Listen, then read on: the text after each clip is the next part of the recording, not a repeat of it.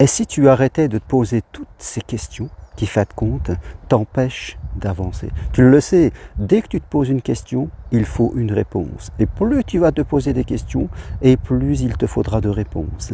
Souvent, quand on se lance dans des projets dans la vie, il y a une part de connu et une part d'inconnu. Quand on se pose des questions sur le connu, un petit peu sur le connu, c'est important, mais il faut toujours se rappeler que dans la vie, on peut prévoir certaines choses et après il y a une limite à ce qu'on peut prévoir et il faudra toujours s'adapter à ce qu'on n'a pas pu prévoir. Parce que la vie c'est ça, elle va nous proposer des choses et pas forcément pas des problèmes. Elle va nous proposer des opportunités, des chemins, des voies différentes parce que notre mental, quand il est dans ces questions, dans ces prévisions, il fait référence seulement à ce que vous connaissez.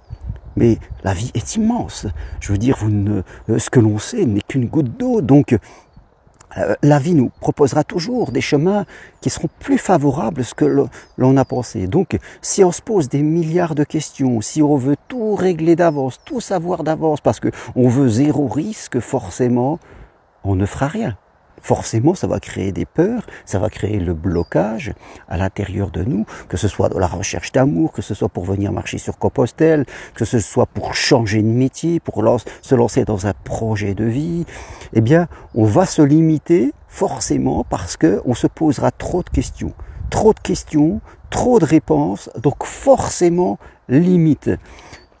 Il faut se poser quelques questions, mais à un moment, eh bien, on fait attention à son intuition, à ce qu'on pense, on commence à avoir, je dirais, des flashs, des signes qui vont nous montrer que le chemin est là, et après, on s'engage dans ce qu'on veut faire. Et on verra qu'une fois qu'on commence à s'engager, on aura toujours des opportunités, des possibilités, des questions. Les questions seront toujours là, mais il y aura aussi des réponses qui vont venir sans que vous vous posiez de questions.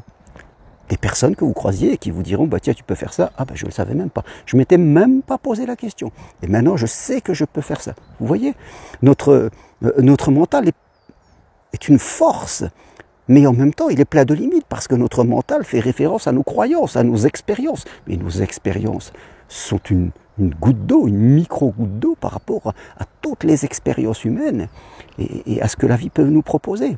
Donc si on ferme, je dirais, la porte à tout cet inconnu qui est le champ des possibles, que je ne sais pas, eh bien on ferme à la vie.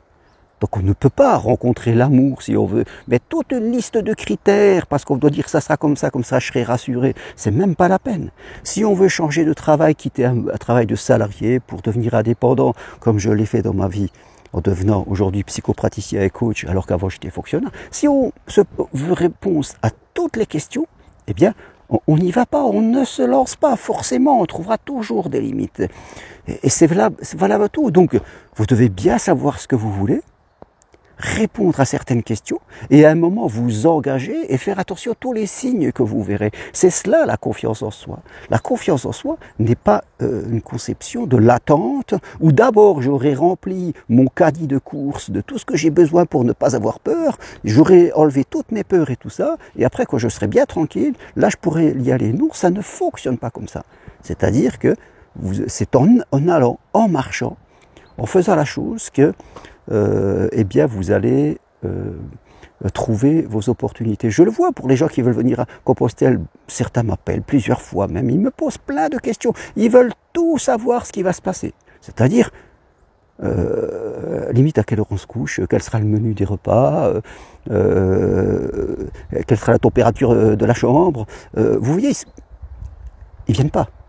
Ils viennent pas parce qu'on ne peut pas répondre à ces questions. On peut en répondre un petit peu. Et Compostelle, c'est ça, la finalité de Compostelle, c'est de se connecter à cet inconnu et de voir que l'inconnu, c'est la vie. Et la vie nous aime. La vie nous aime quand on l'aime.